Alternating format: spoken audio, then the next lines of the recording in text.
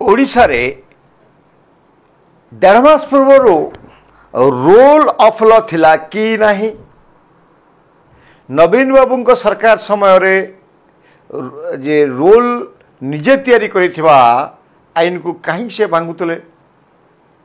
एवं विभिन्न उदाहरण तो अच्छी आम गोटे जयंत उदाहरण देवु ब्रह्मपुर म्युनिसिपालिटी रे जे सेठी जेमिति म्युनिसिपालिटी रो सरकारी गोटे अतिथि भवन को किमिति व्यक्तिगत भाव में जन को व्यवहार करने को दि जाइछि एवं सेठी से मद दुकान करिसंती पाखरे स्कूल कॉलेज भर्ती होइछि एवं संपूर्ण आईन कानून को जांजलि दि जाई सेठी से मद दुकान करिसंती गोटे अतिथि भवन सरकारी अतिथि भवन रे एवं तांकर जो एग्रीमेंट तांको किए कला किए तांको मद दुकान पर लाइसेंस देला बार पे करने ए विषय आज छावण में मु विपिन दास नमस्कार।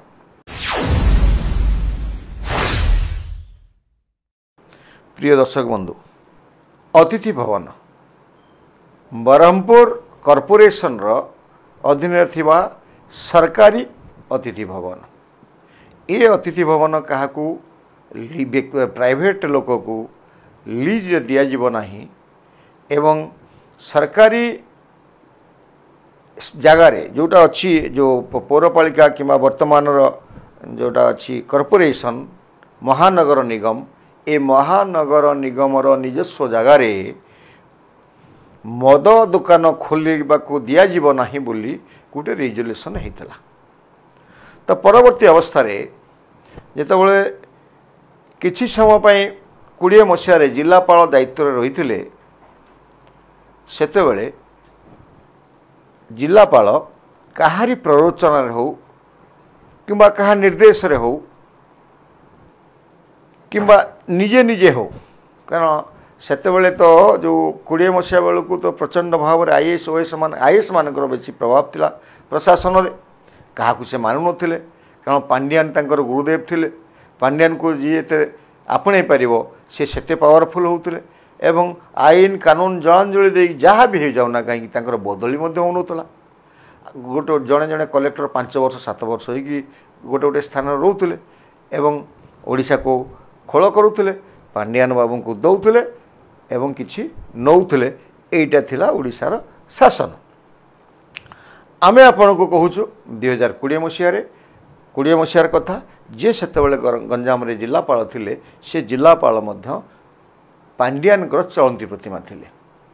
जदिओ सेठी रेजोल्यूशन होता महानगर निगम रे जेटा प्राइवेट लोकन को ये जो सरकारी अतिथि भवनटा क्या दि जाना से रिजोल्यूशन को संपूर्ण भाव में अवमानना करथिले एवं गोटे जड़े व्यक्तिगत लोक को देइथिले जड़े पर्सनल जड़े लीज दिया होता प्राइवेट लोक को जदिओ आईन मना करुच्ची प्राइवेट लोक को दि जाइपर नहीं किंतु जेहेतु प्राइवेट लोकटी विजु जनता दल जड़े नामी नेता एवं पांड्यान को संगे गोल भल संपर्क सुसंपर्क थिला तेणु पांड्यान को जरिया कलेक्टर को से प्रभावित करिकी 20 मसीह लीज नाकू सक्षम होते नेबे लीज आपण जानते गोटे एग्रीमेंट हम से एग्रीमेंट रे जे घर जमीती नहीं सेमती फेरेबे एभली व्यवस्था गोटे एग्रीमेंट हुए जमती ये आम आपको कही बबी दास को उदाहरण देवु बबी दास जो कही खसीगले मुझे घरटा नहीं सेमती घरटा हैंड ओवर करदेवी कि आलिशान बंगला करते भांगिले 7-8 दिन धरिकी भांगिले ये सरकार किसी पदक्षेप नेले जहाँपाई समालोचना शिकार होते परवर्ती अवस्था बीजेपी सरकार जदिओ तो किए मुख्यमंत्री हो नथिले कि जड़े कनेस्टेबल को पठेकी बंद कर चेष्टा से जो सरकार हो नथिबा जोगु हुए तो बबी दास खलासी होते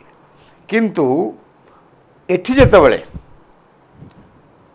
जो मेयर आसिले से मेयर कौन करथुले जदि से देखिले जिलापाल बेआईन भाव में जन को व्यक्तिगत भाव में दे रेजुलेशन बारे ताले सेठिकार स्थानीय कॉर्पोरेटर ब्रह्मपुर मेयर करथुले कौन दीर्घ 2.5 वर्ष 2 वर्ष हो गलानी से कौन जानू नथिले कि ना विजु जनता दल नेताटे नहीं जो चुप रोते गोटे प्रश्न तदंत सापेक्ष एवं एबे ପୌରାଧ୍ୟକ୍ଷ କୁମ୍ଭୀର କାନ୍ଦଣା କରୁଛନ୍ତି ଆମେ ତଦନ୍ତ କରିବା। ଆପଣ କ'ଣ ତଦନ୍ତ କରିବେ? ଆପଣଙ୍କ ପରିସର ଭିତରେ ମଦ ଦୋକାନଟେ ଆସୁଛି ନା ହୋଟେଲ ମାଲିକାନାସିପ୍ ଆସୁଛି? ଆପଣ କ'ଣ ତଦନ୍ତ କରିବେ? କାହିଁକି 2 ବର୍ଷ ହେଲା ତଦନ୍ତ କରିନାହାନ୍ତି? କାହିଁକି ବ୍ୟକ୍ତିଗତ ଲୋକଙ୍କୁ ଦିଆଯାଇଛି? ଆପଣ 2 ବର୍ଷ ଭିତରେ ତାକୁ କାହିଁକି ରଦ୍ଦ କରିନାହାନ୍ତି ଏଗ୍ରିମେଣ୍ଟ? ଏଇଟା ମଧ୍ୟ ଗୋଟେ ପ୍ରଶ୍ନ। ଦ୍ୱିତୀୟ କଥା ହେଉଛି ଯେତେବେଳେ ମଦ ଦିଆଯାଏ, ମଦର ଲାଇସେନ୍ସ ଜଣକୁ ଦିଆଯାଏ, ସେତେବେଳେ କିଛି କାନୁନ ଥାଏ, ଆଇନ ଥାଏ, ତାକୁ ମଧ୍ୟ ପାଳନ କରିବାକୁ ପଡ଼େ। ଯେମିତି ଗୋଟେ ସ୍ଥାନୀୟ ପ୍ରଶାସନ ପାଖରୁ ଗୋଟେ ଏନ୍ଓସି ଆସେ, ଅର୍ଥାତ୍ ସମ୍ପୃକ୍ତ କର୍ପୋରେଟର ଗୋଟେ ଏନ୍ଓସି ଦେବେ ଏବଂ ଗୋଟେ ଏନ୍ଓସି ଆସିବ ଯେ ଏଠୁ ଆମର କର୍ପୋରେସନରୁ, ମହାନଗର ନିଗମରୁ, ଯାହାକୁ ସେଠି ଚିଫ୍ ଏକ୍ଜିକ୍ୟୁଟିଭ୍ ଅଫିସର ଦେବେ। ଏ ଆସି ନାହିଁ, ଯାହା ଜଣାପଡ଼ୁଛି ନା ଯେହେତୁ ବର୍ତ୍ତମାନ ସେଠିକା ସ୍ଥାନୀୟ କର୍ପୋରେଟରକୁ ବିରୋଧ କରୁଛନ୍ତି, ତେଣୁ କର୍ପୋରେଟରଙ୍କ ପାଖରୁ ଏନ୍ଓସି ଆସିନାହିଁ କିମ୍ବା କର୍ପୋରେସନରୁ ଏନ୍ଓସି ଆସିନାହିଁ ଏବଂ ସ୍ଥାନୀୟ ଲୋକମାନେ ମଧ୍ୟ ବିରୋଧ କରୁଛନ୍ତି। ତା ଅର୍ଥ ସ୍ଥାନୀୟ ଲୋକମାନେ ମଧ୍ୟ ସେମାନଙ୍କର କନସେଣ୍ଟ ଦେଇନାହାନ୍ତି, ଅନୁମୋଦନ ଦେଇନାହାନ୍ତି। ତ ଏ ଗୋଟେ କଥା ଗଲା। ଦ୍ୱିତୀୟ କଥା ହେଉଛି ଏ ମଦ ବିଭାଗର ସେଠି ଯେଉଁ ଅଛନ୍ତି, ଯିଏ ଦେଇଛନ୍ତି ଲାଇସେନ୍ସ, ଯେଉଁ କର୍ତ୍ତୃପକ୍ଷ ଦେଇଛନ୍ତି, ୟାକୁ ସେ ଓଭରଲୁକ୍ କରିଛନ୍ତି। ଦ୍ୱିତୀୟ କଥାଟି ଓଭରଲୁକ୍ କରିଛନ୍ତି ଯେ ମଦ ଦୋକାନ ଖୋଲିବା ପୂର୍ବରୁ ଯଦି ପାଖରେ NH ଥିବ ତାହେଲେ ନିର୍ଦ୍ଦିଷ୍ଟ ସୀମା ଭିତରେ ସେଠି ଖୋଲି ହେବ ନାହିଁ ମଦ ଦୋକାନ। ଯଦି 500 ମିଟର ଦୂରରେ ଥିବ ସ୍କୁଲ କିମ୍ବା ମନ୍ଦିର, ସେଠି ମଧ୍ୟ ମଦ ଦୋକାନ ଖୋଲାଯାଇପାରିବ ନାହିଁ। କିନ୍ତୁ ଯେଉଁ ଅତିଥି ଭବନଟା ଅଛି, ଅତିଥି ଭବନର ଚତୁଃପାର୍ଶ୍ୱରେ ସ୍କୁଲ ଅଛି, ଭିଡ଼ିକି ବାଉଣ୍ଡ୍ରିକି ଭିଡ଼ିକି ଅଛି। ଖଲିକୋଟ କଲେଜ ଅଛି, ଗୋଟେ ମଧ୍ୟ ଇଂରାଜୀ ବିଦ୍ୟାଳୟ ଅଛି, ଗୋଟେ କନଭେଣ୍ଟ ସ୍କୁଲ ଅଛି ଏବଂ ଅନତି ଦୂର ଗୋଟେ ମନ୍ଦିର ମଧ୍ୟ ଅଛି। ତ ଏଠି ଆଇନ ଗଲା କୁଆଡ଼େ? ଯେଉଁଟା ଏକ୍ଜିଷ୍ଟିଂ ରୁଲ୍ଟେ ଅଛି, ସେଥିପାଇଁ ଆମେ କହିଲୁ ଏଇଟା କ'ଣ ରୁଲ୍ ଅଫ୍ ଲ ଓଡ଼ିଶାରେ ଥିଲା କି ନାହିଁ। ସେଠି ରୁଲ୍ ଅଫ୍ ଲ ଗଞ୍ଜାମର ତତ୍କାଳୀନ 20 ମସିହା ଥିବା ଜିଲ୍ଲାପାଳଙ୍କ ପାଖରେ ଥିଲା କି ନାହିଁ। ରୁଲ୍ ଅଫ୍ ଲ ବର୍ତ୍ତମାନ ମେୟର ବ୍ରହ୍ମପୁର ପାଖରେ ଅଛି କି ନାହିଁ। ରୁଲ୍ ଅଫ୍ ଲ ବର୍ତ୍ତମାନ ମଦ ବିଭାଗ ସେଠି ଯେଉଁ ଅଛନ୍ତି ଅବକାରୀ ବିଭାଗର ଏସ୍ପିଙ୍କ ପାଖରେ ଥିଲା କି ନାହିଁ, ବର୍ତ୍ତମାନ ଅଛି କି ନାହିଁ, ଏ ହେଉଛି ପ୍ରଶ୍ନ। ଏବଂ ଏସବୁ ଖାଲି ଏତିକିରେ ଯେଉଁ ଏଗୁଡ଼ାକୁ ନ ନେଇକରି, ଏଇସବୁ ଗୁଡ଼ିକୁ ନ ନେଇକି ସେଠି କେମିତି ମଦ ଦୋକାନଟେ ଖୋଲାଗଲା। ଆଉ ସବୁଠୁ ବଡ଼ କଥା ହେଉଛି ଜମିର, ଯେଉଁ ଜମିରେ ସେ କରିବେ ସେ ଜମିର ଭ୍ୟାଲୁଏସନ୍ ହେବା ଆବଶ୍ୟକ। ଯେହେତୁ ଜମିଟା ତାଙ୍କର ବ୍ୟକ୍ତିଗତ ନୁହେଁ, ସରକାରୀ ଜମି, ସରକାରୀ ଜମିରେ ମଦ ଦୋକାନ ଖୋଲିଲା କେମିତି, ଏଇଟା ମଧ୍ୟ ଗୋଟେ ତଦନ୍ତ ହେବା ଭଳିଆ କଥାଟେ। ତ ନିଜସ୍ୱ ଜମି ନାହିଁ, ସରକାରୀ ଜମି ଅଛି, ଏଗ୍ରିମେଣ୍ଟରେ ମଦ ଦୋକାନ ଖୋଲିବା ପାଇଁ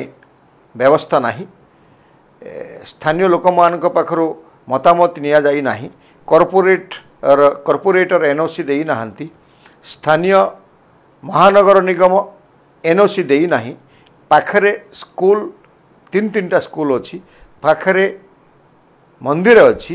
ଏ 7-8ଟି ରୁଲ୍କୁ ଭାଙ୍ଗିକରି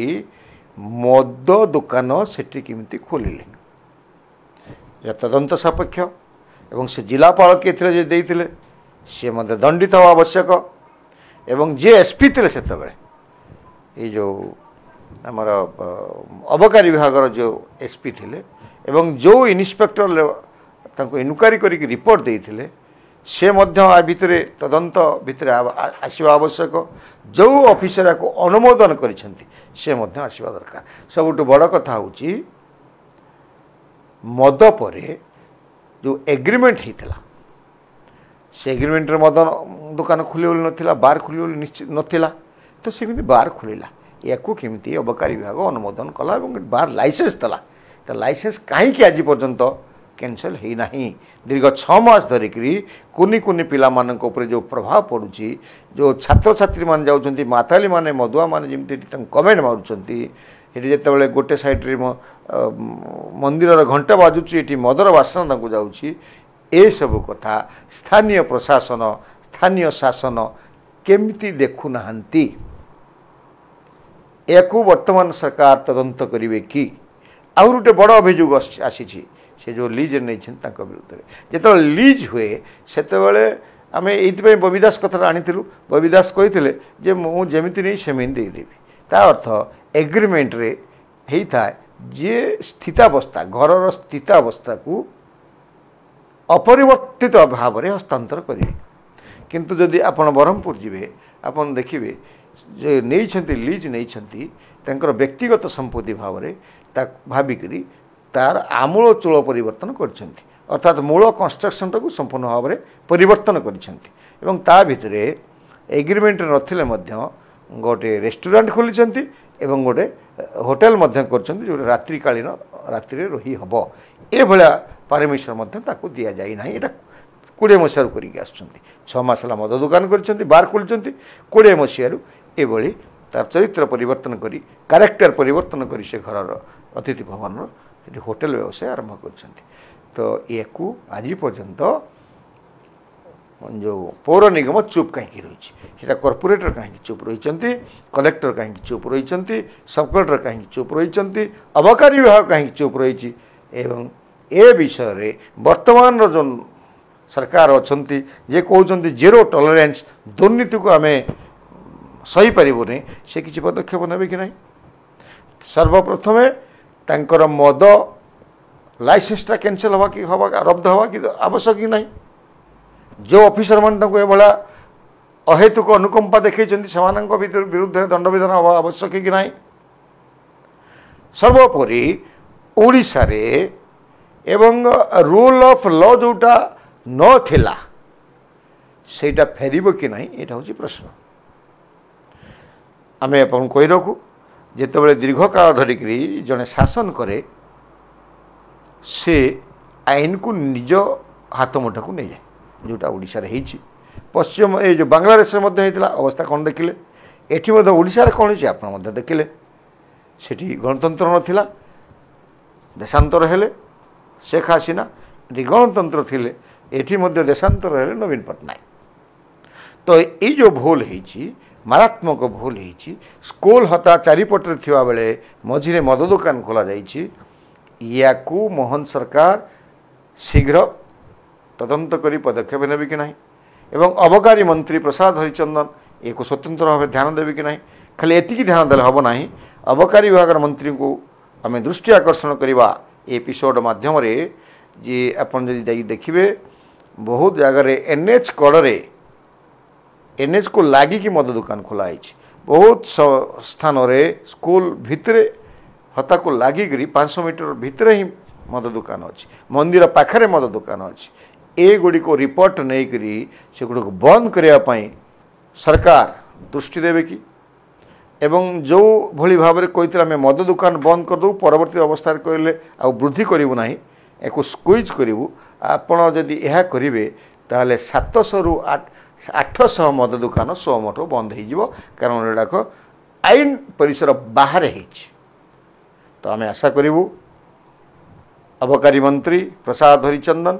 ମୋହନ ସରକାର ଏ ଦିଗରେ ଦୃଷ୍ଟି ଦେବେ ଏବଂ